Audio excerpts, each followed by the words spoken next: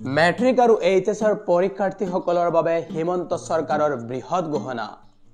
যে এইবাৰো মেট্ৰিক আৰু এইচএছৰ ফলাফলত মেধাৱী ছাত্ৰ আৰু ছাত্ৰীসকলে লাভ কৰিব এৱাৰ্ড কিন্তু মেট্ৰিক বা এইচএছত কোনে কি এৱাৰ্ড পাব বা কিমান পাৰ্চেন্টৰ পৰা এই এৱাৰ্ড বিতৰণ কৰিব চৰকাৰে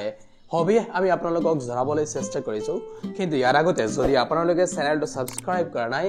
এতিয়াই সাবস্ক্ৰাইব কৰক যাতে এনে ধৰণৰ জৰুৰী খবৰ সদায় লাভ কৰিব পাৰে প্ৰথমতে আপোনালোকক জনাব বিচাৰো যে এইবাৰ মেট্ৰিকৰ ফলাফলত মেধাৱী ছাত্ৰ ছাত্ৰীসকলে আনন্দৰাম বৰুৱা এৱাৰ্ডৰ পৰিৱৰ্তে লাভ কৰিব আনন্দৰাম বৰুৱা বৃত্তি আৰু এইবাৰ 75% হলেই নাপাব এই বৃত্তি মুখ্যমন্ত্ৰী হিমন্ত বিশ্ব শৰ্মাই নিজেই ঘোষণা কৰি কৈছে যে এইবাৰৰ পৰা মেট্ৰিকৰ ফলাফলত প্ৰথম 10000 ছাত্ৰ ছাত্ৰীক প্ৰদান কৰা হ'ব আনন্দৰাম বৰুৱা বৃত্তি আৰু খুব সম্ভৱত এই বৃত্তিৰ অধীনত ছাত্ৰ ছাত্ৰীসকলে পূৰ্বৰ ন্যায় 15000 কোটি টকা পাব আমি আপোনালোকক মুখ্যমন্ত্ৰী হিমন্ত বিশ্ব শৰ্মাৰ এই গুৰুত্বপূৰ্ণ মন্তব্যটো শুনাই লৈছো আনন্দৰাম বৰুৱা বটাৰ পৰিৱৰ্তে আনন্দৰাম বৰুৱা বৃত্তিলৈ আমি ইয়াক ৰূপান্তৰ কৰিব খুজিছো দশমমান শ্ৰেণীৰ ৭৫% পৰিৱৰ্তে প্ৰথম 10000 জন ছাত্ৰ ছাত্ৰীক আমি আনন্দৰাম বৰুৱা বৃত্তি দশমমান মেট্ৰিক পৰীক্ষাক আমি বৃত্তি পৰীক্ষাও বুলি মানিম আৰু আমি 10000 ছাত্ৰ ছাত্ৰীক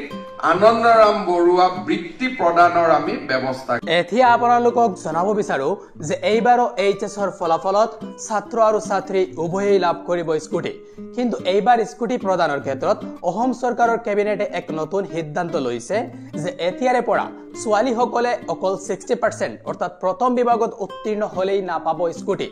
এইবাৰৰ পৰা ছাত্ৰ আৰু ছাত্ৰী উভয়েই একেই পাৰ্চেন্টেজৰ পৰা লাভ কৰিব স্কুটি আৰু এই পাৰ্চেন্টেজটো হৈছে কমেও 75% অৰ্থাৎ ষ্টাৰ মাৰ্কস পাব লাগিব এইবাৰ ছাত্ৰ আৰু ছাত্ৰীসকলে স্কুটি লাভৰ বাবে কমেও পাব লাগিব 75% অৰ্থাৎ ষ্টাৰ মাৰ্কস যিসকল ছাত্ৰ ছাত্ৰীয়ে এইবাৰ এইচএছৰ ফলাফলত কমেও 75% পাব অকল সেইসকল ছাত্ৰ আৰু ছাত্ৰী স্কুটি লাভৰ বাবে যোগ্য হ'ব আমাৰ হাতত এই সন্দৰ্ভত মন্ত্ৰী জয়ন্ত মল্ল বৰুৱাৰ মন্তব্য আছে হেইটো শুনাই লৈছো 75 ৰ এবভ ছাত্ৰই হওক বা ছাত্ৰীয়ে হওক লৰাই হওক বা ছোৱালী হওক সকলোকে 75 ৰ এবভ দিব মানে স্কুটি 75 অহা বছৰৰ পৰা আমি এটা লৈছো যে অহা বছৰ ছাত্ৰ ছাত্ৰী সমানে হ'ব অহা বছৰ এইদৰে যোৱা বছৰটোত কেবিনেটত এই বৃহৎ ঘোষণা কৰিছিল মন্ত্ৰী জয়ন্ত মল্ল বৰুৱাই